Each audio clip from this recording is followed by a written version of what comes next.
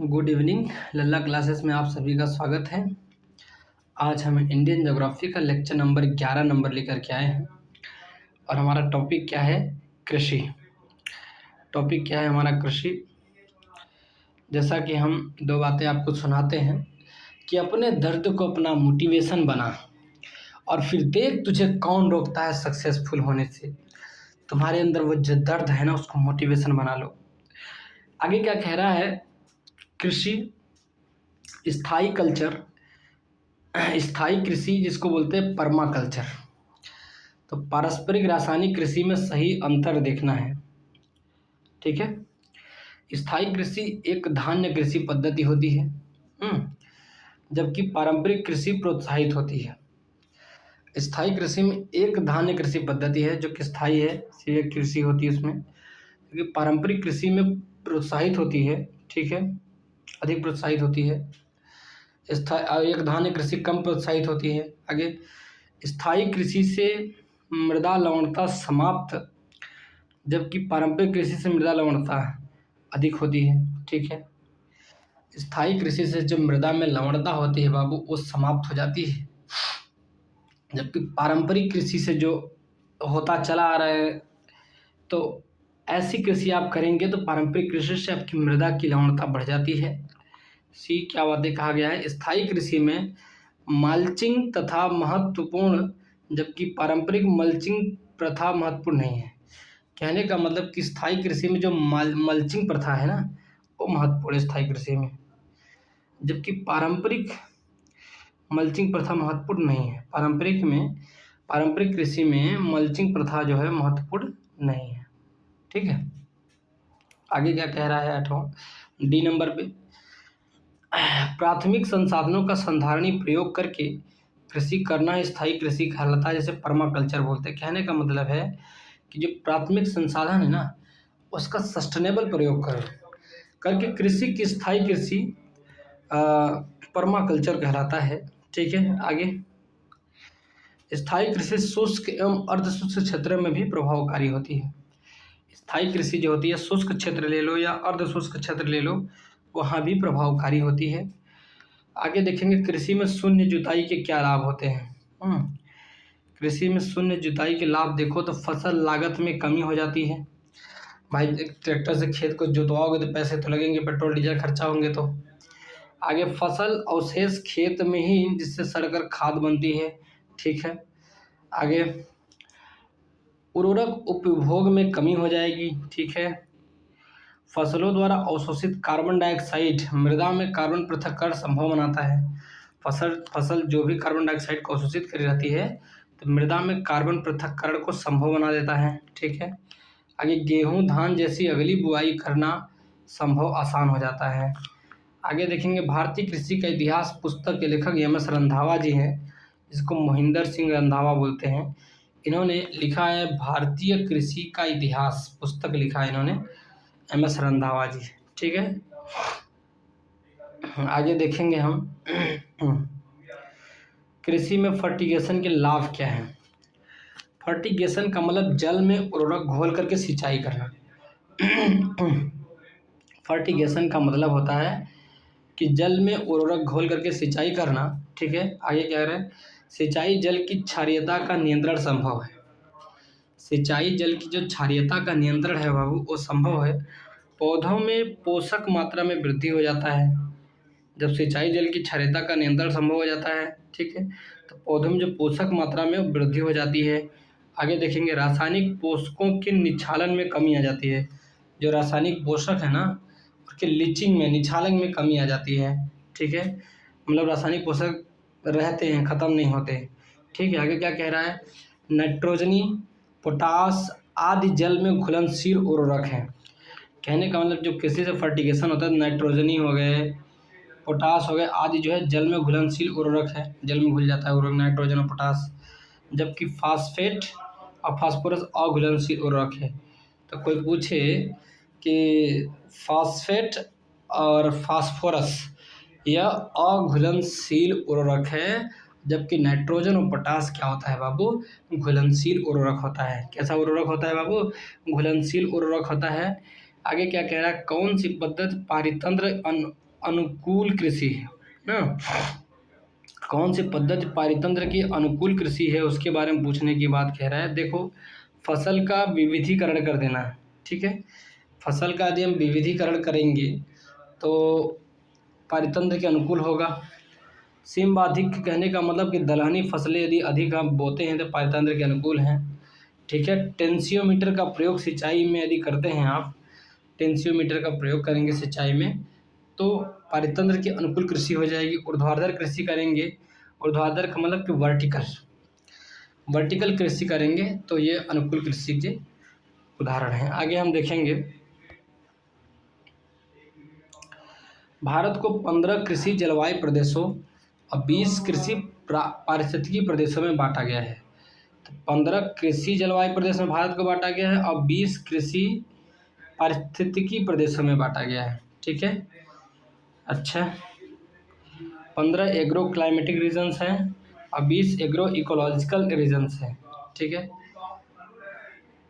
तो भारत को कितने एग्रो क्लाइमेट रीजन्स में बांटा गया? 15 और 20 इकोलॉजिकल रीजन्स में बांटा गया है, ठीक है।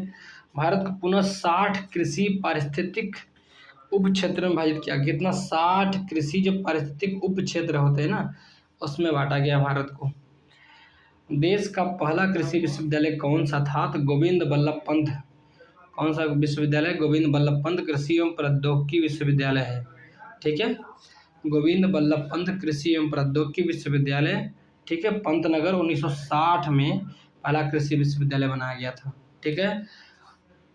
आगे, फूड एग्रीकल्चर ऑर्गेनाइजेशन के मानकों के अनुसार खाद्यान्न के सुरक्षित भंडार के समय सापेक्षिक आर्द्रता 14% तक रहे। रिलेटिव ह्यूमिडिटी कितना होना चाहिए बाबू? 14% तक होनी चाहिए, ठीक है। फूड एग्रीकल्चर मानकों के अनुसार खाद्यान्न के सुरक्षित भंडार के समय सापेक्षिक आर्द्रता कितनी होनी चाहिए बाबू? तो 14% तक रहनी चाहिए, ठीक है। आगे देखते हैं क्या कहा गया है।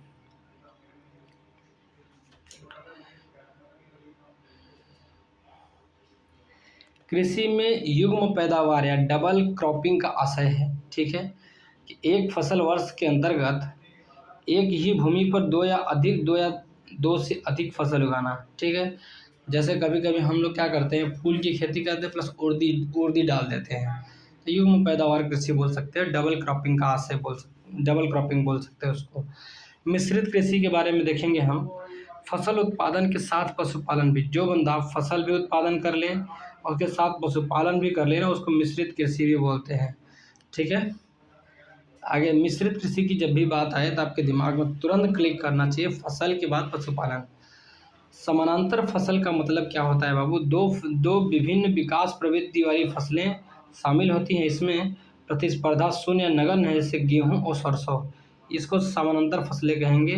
धान और ढैंचा, ठीक है, सब समानांतर फसलें कि एक साथ बो दोगे, इनमें कोई कंपटीशन नहीं है और ये दोनों अपना आराम से विकास कर जाएंगी, ठीक है, दोनों अपना आराम से जो है प्रोग्रेस कर जाती हैं, ठीक है। आगे क्या कह रहा है बाबू?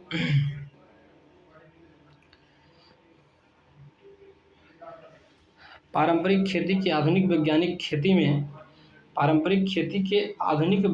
खेती में रूपांतर में हरित क्रांति की तकनीक महत्वपूर्ण रही है। किसकी तकनीकी महत्वपूर्ण रही है बाबू? हरित क्रांति की तकनीकी महत्वपूर्ण रही है, ठीक है। आगे, हरित क्रांति के लाभ में सामाजिक एवं पर्यावरणीय क्षति शामिल नहीं की जाती है। तो हरित क्रांति के लाभ में देखेंगे ना, ये हरित क्रांति है, ठीक है, इसके लाभ में सामाजिक एवं पर्यावरणीय क्षति शामिल नहीं है, ठीक है। क्या क्या चीज़ नहीं शामिल है? ना तो सामाजिक और ना तो पर्यावरणीय क्षति शामिल नहीं है, दोनों। आगे क्या कहना है बाबू? कृषि गणना 2015-16 के अनुसार भारत में चालू जोतों का सबसे बड़ा आकार राजस्थान में 20.87 मिलियन हेक्टेयर है। कृषि जनगणना हुआ था 2015-16 के अनुसार हुआ था, तो भारत में चालू जोतों का सबसे बड़ा आकार राजस्थान का 20.87 मिलियन हेक्टेयर, जबकि क्रियाशील जोतों में सर्वाधिक जोतों की संख्या यूपी में 23.82 है, ठीक है। क्रियाशील में जोतों की संख्या में यूपी है 23.82, यूपी क्रिया करने का काम करता है, लेकिन चालू जोतों का सबसे बड़ा आकार राजस्थान में है, 20.87 मिलियन हेक्टेयर का है। ठीक है, आगे आर्थिक समीक्षा 2022-23 के अनुसार खाद्यान्न के सकल क्षेत्र में से लगभग 35.55% भाग पर चावल की कृषि होती है। ठीक है, 22-23 में मतलब कि आंकड़ा आया था, खाद्यान्न के सकल क्षेत्र में लगभग 35.5% भाग पर चावल की कृषि होती है। आगे, हरी खाद वाली फसलों में से किसमें नाइट्रोजन की मात्रा सर्वाधिक पाई जाती है? तो बोडा। हरी खाद्य वाली फसलों में से किसमें नाइट्रोजन की मात्रा सर्वाधिक पाई जाती है? तो भाई वो बोडा लोबिया। यदि बोडा आप बोएंगे ज़्यादा तो ज़्यादा नाइट्रोजन मिलेगा आपको। ठीक है, आगे हम देखेंगे नाइट्रोजनी मात्रा पर आधारित, तो लोबिया को 0.49% नाइट्रोजन मिलता है, सबसे ज़्यादा बोडा इसको बोलते हैं। और ढैंचा को 0.42 मिलता है, ढैंचा तो धान के साथ ही बोया जाता है।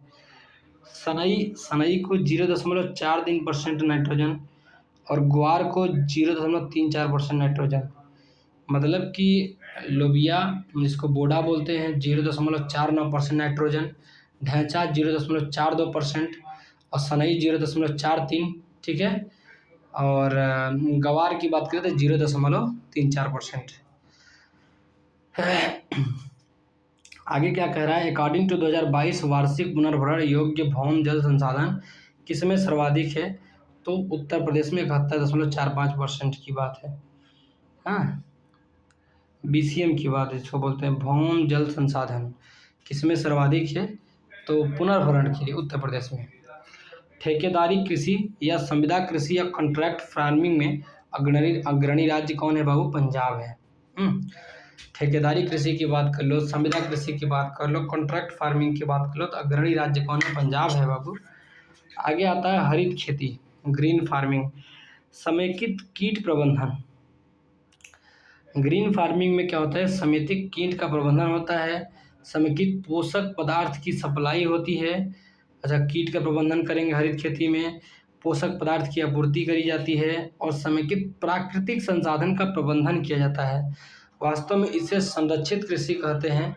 इसका प्रतिपादन डॉक्टर स्वामीनाथन ने किया था। हरित खेती के जब प्रतिपादन करेंगे, ग्रीन फार्मिंग का प्रतिपादन डॉक्टर स्वामीनाथन ने किया था। कहा था कि समेकित कीट का प्रबंधन करना है, समेकित पोषक पदार्थ की आपूर्ति करनी है और समेकित प्राकृतिक संसाधन का प्रबंधन करना है।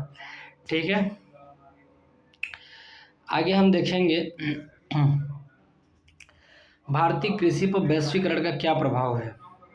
तो नकद फसलों पर बल दिया जा रहा है आजकल, आय असमानताओं में वृद्धि हो रही है और आर्थिक सहायता में कटौती हो रही है। तो यही है भारतीय कृषि पर वैश्वीकरण का प्रभाव। नकद फसलें ज़्यादा उगा रहे हैं बेचने वाला। बीज ग्राम संकल्पना क्या है? ठीक है, तो सीड विलेज कॉन्सेप्ट।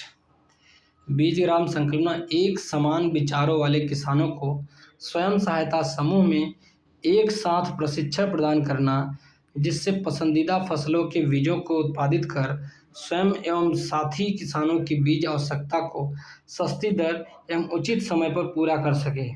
ठीक है, उससे हम क्या कहते हैं बाबू? बीज ग्राम संकल्पना। ठीक है, सब किसान लगभग एक ही बीज को बोएं, इसकी बात कही जा रही है। सीमांत कृषि या भूमि जोत, सीमांत कृषि बोलते हैं। सीमांत कृषि भूमि जोत 1 हेक्टेयर से कम जहाँ पे रहेगा उसको बोलते हैं। छोटी जोत की बात करेंगे 1 से 2 हेक्टेयर के भूमि को क्या बोलेंगे? छोटी जोत बोलेंगे। मध्यम जोत 2 से 10 हेक्टेयर को बोलते हैं और 10 हेक्टेयर से अधिक को बड़ी जोत की बोलते हैं। जिसके पास 10 हेक्टेयर से अधिक है वो बड़ी जोत वाला किसान है। और 2 से 10 हेक्टेयर के बीच में कोई बंदा खेत जोत रहा है तो उसको मध्यम जोत बोलेंगे और 1 से 2 बोलेंगे छोटी जोत और सीमांत 1 से भी कम। सीमांत कृषि भूमि जोत क्या होता है? 1 हेक्टेयर से कम करेगा तभी सीमांत कृषि भूमि जोत होगा। सबसे बड़ा 1 से 10 के बीच में होता है, तो आपको याद रखना है कि सबसे बड़ा जो है बड़ी जोत की बात करें 10 हेक्टेयर से अधिक की बात करता है। आगे हम देखते हैं बाबू, 23वां क्या कह रहा है? कौन संरक्षित कृषि में आते हैं? तो संरक्षित कृषि में कौन आता है? न्यूनतम जोत अपनाना, कम से कम जोत अपनाएंगे संरक्षित कृषि में आएंगे। फसल अवशिष्ट का उपयोग कर लेंगे, संरक्षित कृषि में आ जाएगा। फसल का विविधीकरण कर लेंगे तो संरक्षित कृषि में आ जाएगा। फसल चक्र अपना लेंगे तो ये सब क्या हो जाएगा बाबू? संरक्षित कृषि में आ जाएगा। ठीक है। अब वो जनगणना 2015-16 के अनुसार कृषि की गणना हुई थी, तो उसमें कहा गया था कि सीमांत किसान कुल किसानों का 86.2% है, मतलब 1 हेक्टेयर से कम भूमि है उनके पास, जबकि वे केवल 47.3% फसल क्षेत्रों के मालिक हैं। मतलब ज़्यादा, मतलब कि कुछ लोगों के पास लगभग 50% लोगों के पास सीमांत किसानों के पास अपनी ज़मीन है, बाकी दूसरे से ज़मीन लेकर के खेती करते हैं। आगे क्या कह रहा है बाबू? राज्यवार कृषकों की कुल जनसंख्या के आधार पर महाराष्ट्र 3rd नंबर पर है। राज्यवार कृषकों की कुल जनसंख्या के आधार पर देखेंगे तो महाराष्ट्र 3rd नंबर पे है। राज्यवार कुल जोती गई भूमि क्षेत्र के आधार पर राजस्थान नंबर 1 पर है। ठीक है। तो राज्यवार कृषकों की कुल जनसंख्या के आधार पर देखिए महाराष्ट्र 3rd नंबर पे है। राज्यवार कुल जोती गई भूमि क्षेत्र के आधार पर राजस्थान नंबर में, राजस्थान ज़्यादा भूमि जोतता है। ठीक है, ज़्यादा जमीन जोतने वाला काम करता है राजस्थान। अब आता है हरित क्रांतियाँ जब आती है, तो हरित क्रांतियाँ, ये क्रांतियाँ देख लो बाबू, और ये देखो उत्पादन क्षेत्र देख लो। हरित क्रांति खाद्य उत्पादन से संबंधित है। सुनहरी क्रांति देखेंगे फल और सब्जी से।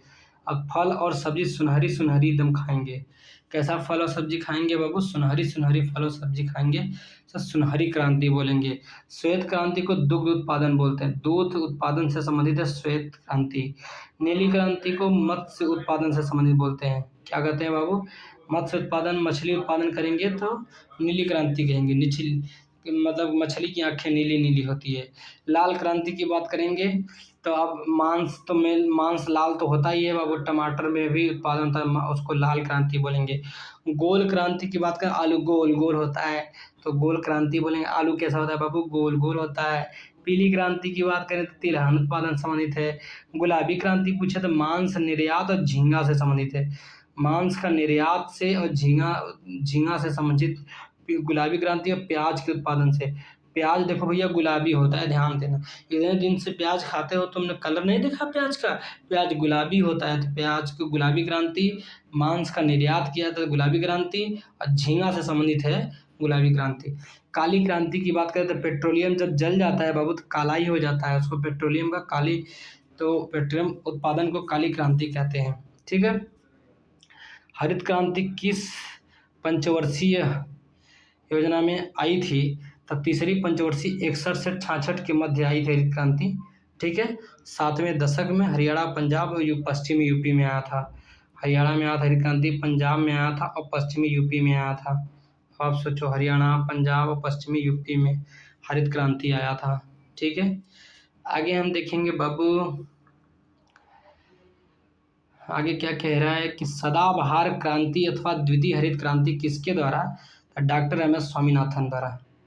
डॉक्टर एम एस स्वामीनाथन द्वारा दिया गया था सदाबहार क्रांति अथवा द्वितीय हरित क्रांति किसके द्वारा दिया गया? डॉक्टर एम एस स्वामीनाथन द्वारा। हरित क्रांति में उच्च उत्पादक वैरायटी प्रोग्राम, उच्च उत्पादक बीजों का प्रोग्राम बढ़ा, हाई यील्डिंग वैरायटी सीड्स का प्रोग्राम बढ़ता है। ठीक है। हरित क्रांति में प्रयुक्त मुख्य पादप फसल था मैक्सिकन गेहूँ। कहाँ का था बाबू? मैक्सिकन का गेहूँ था। ठीक है। द्वितीय हरित क्रांति के उद्देश्य देखेंगे। हरित क्रांति से अछूते क्षेत्रों में बीज, पानी, उर्वरक तकनीकी का विस्तार करना था। द्वितीय हरित क्रांति जो लाई गई थी, जहाँ पर हरित क्रांति के अछूते लोग क्षेत्र थे, वहाँ पे बीज का, पानी का, उर्वरक तकनीकी का क्या करना था बाबू? विस्तार करना था। आगे क्या कह रहा है? पशुपालन, सामाजिक, वानिकी, मत्स्य पालन के साथ शस्य उत्पादन का समाकलन करना था। कि भैया हो आप पशुपालन भी करेंगे, सामाजिक वानिकी भी करेंगे, मत्स्य पालन के साथ साथ आपको शस्य उत्पादन का समाकलन भी करना था। ठीक है। हरित क्रांति के महत्वपूर्ण घटक क्या थे? तो उच्च उत्पादक किस्म के बीज। ठीक है। ग्रामीण में विद्युतीकरण करना था, ग्रामीण सड़कें, विपणन, ये सब बनाना था, सिंचाई की व्यवस्था अच्छी करनी थी। हरित क्रांति के महत्वपूर्ण घटक थे ये। आगे क्या है बाबू? इंद्रधनुषी क्रांति का संबंध है 28 जुलाई 2000 को केंद्र सरकार ने, अच्छा सन 2000 में ही 28 जुलाई सन 2000 को केंद्र सरकार ने नई राष्ट्रीय कृषि नीति की घोषणा करी थी। इसमें विभिन्न क्रांतियाँ शामिल, जैसे श्वेत क्रांति, नीली क्रांति, लाल क्रांति और भूरी क्रांति, ये सब शामिल थी। कब? सन 2000 में। 28 जुलाई सन 2000 से ही ये सब शामिल है। कब से? 28 जुलाई सन 2000 से ही शामिल है। आगे हम देखेंगे बाबू, खाद्यान्न फसलें में रबी की फसलें देखेंगे। पहले रबी की फसल अक्टूबर से नवंबर में बुआई जाती है बाबू, हाँ, जब ठंडी स्टार्ट होने वाला होता है, और मार्च अप्रैल में इसको कटाई हो जाती है जब गर्मी स्टार्ट होने वाला होता है। ठीक है, आगे प्रमुख फसल देख लेंगे, गेहूं देख लेंगे। तो रबी की फसल में प्रमुख फसलें गेहूं, चना, जवा, मटर, सरसों, मसूर, आलू, सारा चीज़ जो है ये रबी की फसल होती है। हमको अच्छी तरीके से याद है कि आलू लगभग खिचड़ी के समय में तैयार किया जाता था, वही जनवरी वगैरह समय में, ठंडी के समय में ये आलू तो ये रबी की फसल हो जाती थी। और गेहूं और सरसों एक साथ बोया जाता है, चना भी बोया जाता है उसी समय, जौ मटर भी उसी समय बोया जाता है, मसूर भी बोया जाता है। तो ये रबी की फसल है। खरीफ की फसल जब भी देखेंगे बाबू तो जून से जुलाई में बुआई जाती है खरीफ की फसल। जून और जुलाई में बोएंगे और अक्टूबर से नवंबर में काट लेंगे। ठीक है, तो खरीफ की फसल में क्या प्रमुख फसलें आती हैं? तो चावल आपको खरीफ की फसल देखने को मिलेगी, ज्वार भी खरीफ का, बाजरा भी खरीफ का, कपास भी खरीफ का, धान भी खरीफ का, मक्का भी खरीफ का, तिल भी खरीफ का और मूंगफली भी खरीफ का। ठीक है बाबू, तो सारी फसलें जो है खरीफ की फसलें हैं। हाँ, चावल, ज्वार, बाजरा, कपास, धान, मक्का, तिल और मूंगफली। तिल का जो याद रखना, जो तिल बोया जाता है बाबू, ये खरीफ की फसल है तिल। जायद की फसल के देखेंगे, मार्च से जून में बोई जाती है, ग्रीष्मकालीन में फसल इसको बोलते हैं। इसको मार्च से जून तक 1-2 महीने का फसल होता है जायद फसल, मार्च से जून तक। और प्रमुख फसल तरबूजा, खरबूजा, ककड़ी, खीरा, भिंडी, ये सब जो है जायद की फसल में आती है। गेहूं की खेती हेतु आवश्यक दशाएं क्या हैं? तो आपको पता है कि गेहूं थोड़ा ठंडा ठंडा रहता है, 10 से 25 डिग्री सेल्सियस टेम्परेचर होता है उस टाइम में।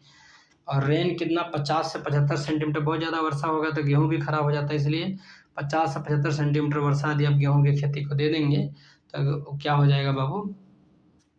मस्त होगा। और नकदी फसलें में देखेंगे कि नकदी फसलें क्या होती हैं बाबू।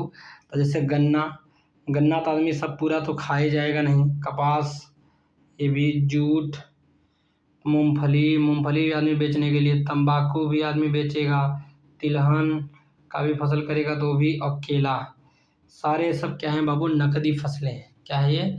नकदी फसलें हैं। ठीक है, आर्थिक समीक्षा 22-23 के अनुसार गेहूं उत्पादक राज्य, तो वही यूपी में नंबर 1 पे था, दूसरा एमपी, तीसरा पंजाब, ऐसे ही चलता रहता है। ठीक है, 22-23 में ऐसी बातें थी। धान की प्रमुख प्रजाति के बारे में देखेंगे। अच्छा, कौन कौन सी प्रजाति जो धान से संबंधित है? तो माही, माही वे धान खाता है माही। सुगंधा प्रजाति कोई पूछे तो धान से संबंधित है, सुगंधा, चावल महकता है भाई, बढ़िया बढ़िया चावल खाओगे, सुगंधा। आमा, नहीं, आभा प्रजाति बोलते, आभा, चावल की एक आभा होती है भाई। यदि आप चावल खाओगे, धान खाओगे ना, आभा होती है। आदित्य, तो हमारा जो आदित्य है वो धान की प्रजाति से संबंधित, बहुत चावल खाता है आदित्य। गजपति की बात करें, गजपति, अच्छा, गणेश भगवान भी चावल खाते थे, धान, तो गजपति भी धान की प्रजाति है। गरिमा, गरिमा जी भी धान ही खाती थी, चावल। उन्नत पूसा, उन्नत पूसा की बात करें तो ये भी धान की प्रजाति है। उन्नत पूसा किसकी प्रजाति है बाबू? धान की प्रजाति है। बासमती चावल होता है तो कौन नहीं खाता है, बड़ा महकता है बासमती चावल। अब जो गीतांजलि, अब गीता देवी जी, गीतांजलि, ये भी जो है धान की प्रमुख प्रजाति है, गीतांजलि। दीप्ति, सब चावल खाने वाली हैं, गीतांजलि, दीप्ति, गरिमा, पूसा, सब चावल खाने वाली हैं, सब तो धान की प्रमुख प्रजातियां हैं। PNR 546, PNR 546 ये प्रजाति कोई पूछे तो किसकी? धान की प्रमुख प्रजाति है। PNR 546 धान की प्रमुख प्रजाति है। अंबिका देख लेंगे तो धान की प्रमुख प्रजाति देखने को मिलेगी। आकाशी भी धान की प्रमुख प्रजाति है। जया, पद्मा, ये सब भी धान की प्रमुख प्रजाति है। ठीक है, धान की प्रमुख प्रजाति है कौन कौन से, एक बार फिर से जान लो। माही, सुगंधा, आभा, आदित्य, गजपति, गरिमा, उन्नत पूसा, बासमती, गीतांजलि, दीप्ति, पीएनआर 546, अंबिका, आकाशी। अंबिका और आकाशी ये सभी धान की प्रमुख प्रजातियां हैं, जया और पद्मा भी। ठीक है, आगे देखेंगे।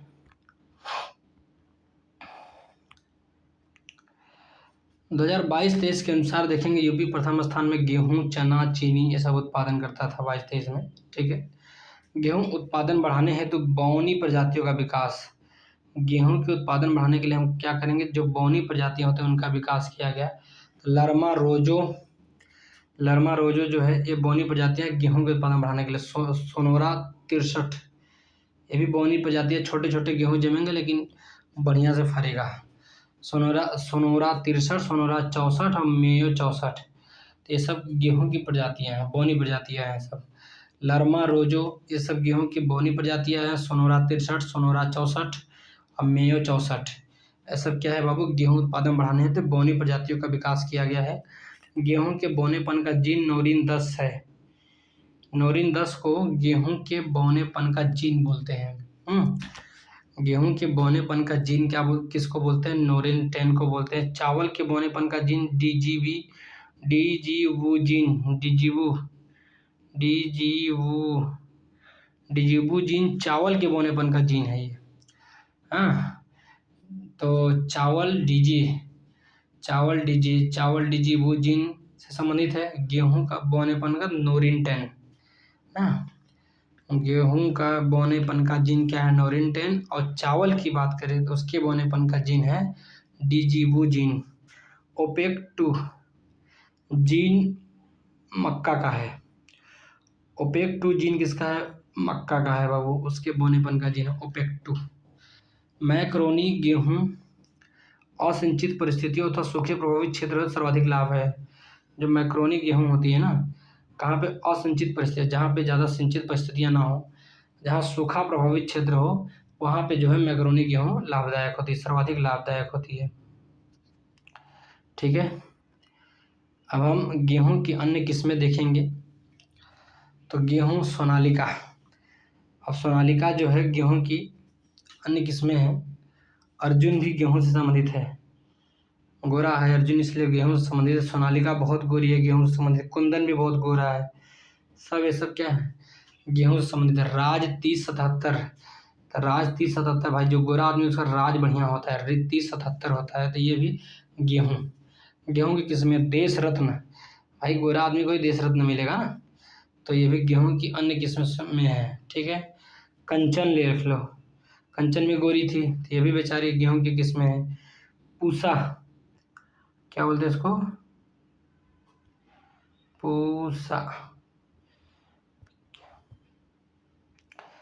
पूसा सिंधु गंगा एक ही है, तो ये भी गेहूं की। तो गंगा के मैदान में क्या बोया जाए, गेहूं ज़्यादा बोया जाता है। पूसा सिंधु गंगा ये सब जो है गेहूं की अन्य किस्में हैं। पूसा बसंत भी गेहूं की अन्य किस्में हैं। पूसा बहार, पूसा वत्सला। ठीक है, पूसा सिंधु गंगा, पूसा बसंत, पूसा बहार भी गेहूं की जो है अन्य किस्में हैं। पूसा वत्सला भी गेहूं की अन्य किस्में हैं। अच्छा, पूसा वत्सला भी गेहूं की अन्य किस्में हैं। यूपी 308 भी गेहूं की अन्य किस्में हैं। और कल्याण सोना ये भी जो है गेहूं की अन्य किस्में हैं। तो कल्याण सोना किसकी किस्में है बाबू, गेहूं की। गेहूं खाएगा आदमी तो कल्याण हो जाएगा, आराम से सोएगा। हाँ, यूपी 308 की बात करेंगे। यूपी 308, यूपी 308 ना, ये भी गेहूं का जो है अन्य किस्में हैं। पूसा वत्सला भी गेहूं का अन्य किस्में हैं। पूसा बहार, पूसा बसंत, पूसा सिंधु गंगा सब गेहूं की जो है अन्य किस्में हैं। ठीक है, तो सोनालिका, अर्जुन, कुंदन, राज 3077, देश रत्न, कंचन, ये सब सारा जो है गेहूं की अन्य किस्में हैं। गेहूं फसल का रोग देखेंगे हम, रस्ट। गेहूं फसल का जो रोग देखेंगे, रस्ट जो होता है, तो 3 टाइप का रस्ट होता है। एक पीला कीट, एक भूरा कीट, एक काला कीट। हाँ, गेहूं फसल पे 3 टाइप के रस्ट लगते हैं, एक पीला, एक भूरा, एक काला। ठीक है, आगे हम देखेंगे बाबू ट्रिटिकेल। ट्रिटिकेल किन दो के बीच का संकर है गेहूं और राई का? गेहूं और राई राई के बीच का संकर को ट्रिटिकेल बोलते हैं। ट्रिटिकेल ना, ट्रिटिकेल बोलते हैं। किन दो के बीच का संकर है तो गेहूं और राई के बीच का संकर को ट्रिटिकेल बोलते हैं। तो राई क्या होता है? राई और गेहूं दोनों के जब बीच संकर कराया जाता है तो ट्रिटिकेल बोलते हैं। करनाल बंट बीमारी है गेहूं की। करनाल बंट किसकी बीमारी है बाबू? गेहूं की। गेहूं की बीमारी क्या है? करनाल बंट। मैक्रोनी गेहूं का वैज्ञानिक ट्रिटिकम ड्यूरम ने, वैज्ञानिक नाम देखेंगे तो ट्रिटिकम ड्यूरम बोलते हैं इसको। मैक्रोनी गेहूं का जो वैज्ञानिक देखेंगे नाम तो ट्रिटिकम ड्यूरम। ब्यूटाक्लोर पदार्थ शाकनाशी होता है। ब्यूटाक्लोर पदार्थ क्या होता है? शाकनाशी होता है बाबू। ब्यूटाक्लोर पदार्थ क्या होता है बाबू? तो शाकनाशी होता है। ठीक है। धान की उत्पत्ति दक्षिण पूर्व एशिया में हुई थी। धान की जो उत्पत्ति होती है बाबू दक्षिण पूर्व एशिया में हुई थी। कहाँ पे होगा? दक्षिण पूर्व एशिया में होगा धान की उत्पत्ति। ठीक है। और आवश्यक दशाएं 25 डिग्री सेल्सियस से अधिक टेम्परेचर होना चाहिए और 100 सेंटीमीटर से अधिक बारिश होना चाहिए, तब तो आपको धान होगा, और धान होने को नहीं है। 25 सेंटीमीटर से अधिक टेम्परेचर होगा और 100 सेंटीमीटर से अधिक जो है वर्षा होगी। धान जो है उष्ण कटिबंधीय फसल है। कैसा फसल है बाबू? उष्ण कटिबंधीय फसल है। धान गहनता प्रणाली सिस्टम ऑफ राइस इंटेंसिफिकेशन देखेंगे। धान गहनता प्रणाली क्या होता है बाबू? तो इसका विकास मेडागास्कर में हुआ था। ठीक है। धान गहनता प्रणाली का जो विकास हो रहा है इसका विकास मेडागास्कर में हुआ। धान के खेतों को बार बार क्लेदन एवं शुष्कन किया जाता है। धान के खेतों को बार बार क्लेदन करेंगे एवं शुष्कन करेंगे जिससे बीज की कम आवश्यकता, बीज खर्च में कटौती हो, जल की कम आवश्यकता हो, बिजली कम खपत हो, इसके साथ ही मीथेन का भी कम उत्सर्जन होता है। तो धान के खेत में क्लेदन और शुष्कन जब करेंगे तो बीज की कम खर्च होगी, जल की कम आवश्यकता होगी, बिजली में कम खपत होगी, इसके साथ साथ ही मीथेन का भी कम उत्सर्जन होता है। प्रमुख खरीफ फसलें में देखेंगे, जैसे मूंग की फसल होती है ना, ये बहुत खरीफ की फसल है। सोयाबीन खरीफ की फसल है। तंबाकू भी खरीफ की फसलें में आते हैं। उड़द, अरहर, तूर ये सब खरीफ की, रागी खरीफ की फसलें हैं। जूट ये सब जो है खरीफ की फसलें हैं। ठीक है। तो प्रमुख खरीफ की फसलें में मूंग ले लो, मूंग का दाल, जूट, रागी, सोयाबीन, तंबाकू, उड़द और अरहर, तूर ये सब प्रमुख खरीफ फसलें हैं। चावल की खेती के अंतर्गत सर्वाधिक क्षेत्र उत्तर प्रदेश में आ रहा है।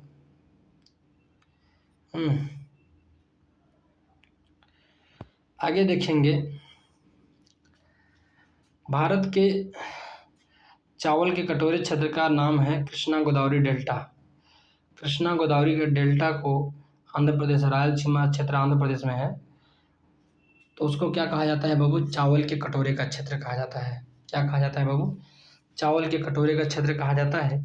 चावल की प्रमुख किस्म देखेंगे, कौन कौन सी प्रमुख किस्म चावल की है?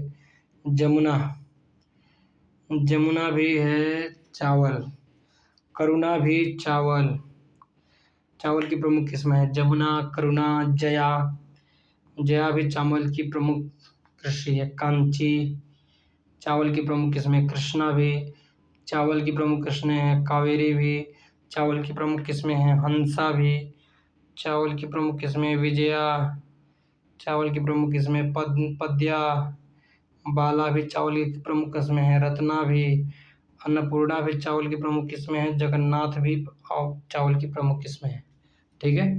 तो जो चावल की प्रमुख किस्में कौन कौन सी हैं बाबू? एक जमुना है, और करुणा भी चावल की प्रमुख किस्में हैं। जया भी चावल की प्रमुख किस्में हैं। कांची भी चावल की प्रमुख किस्में हैं। कृष्णा, कावेरी, हंसा ये सब भी चावल की प्रमुख किस्में हैं। विजया भी चावल की प्रमुख किस्म है। पद्या भी, बाला, रत्ना ये सब जो है चावल की प्रमुख किस्में हैं। अन्नपूर्णा, जगन्नाथ सब चावल की प्रमुख किस्में हैं। ठीक है। ये सब देखो बाबू बड़ा आराम से याद होता है, बार बार सुनने से, बार बार रिवीजन करने से वो याद हो जाता है, उसकी टेंशन लेने की बात नहीं है। 2 से 3 बार आपको पढ़ना पड़ेगा, आपको आराम से याद हो जाएगा। मेरे लेक्चर ही ध्यान से सुनोगे, सब कुछ याद हो जाएंगे आपको, कहीं और जाना नहीं पड़ेगा। अमन धान उगाया जाता है, जून जुलाई में बुआई होती है अमन धान की, और नवंबर दिसंबर में काट ली जाती है। अमन धान जो बोया जाता है बाबू, जून और जुलाई में बुआई होती है और नवंबर दिसंबर में कटाई की जाती है। बोरो या तो दलुआ धान की उगाया जाता है, कौन को बोरो और दलुआ धान, ये कौन सा धान होता है? तो नवंबर दिसंबर में बुआई होती है, ठंडी के समय में बोरो और दलुआ धान बुआई जाती है, मार्च अप्रैल में काटी जाती है। तो मतलब कि गेहूं के साथ, तो बोरो और दलुआ धान गेहूं के साथ बुआई होगा और गेहूं के साथ ही कटाई हो जाता है, बोरो या दलुआ धान बोलते हैं उसको। पूसा सुगंधा 5 एवं बारानी द्वीप किस फसल की किस्म है? तो धान की। पूसा सुगंधा 5, पूसा सुगंधा 5 और बारानी द्वीप की बात करेंगे बाबू, किस फसल की किस्म है? तो धान की।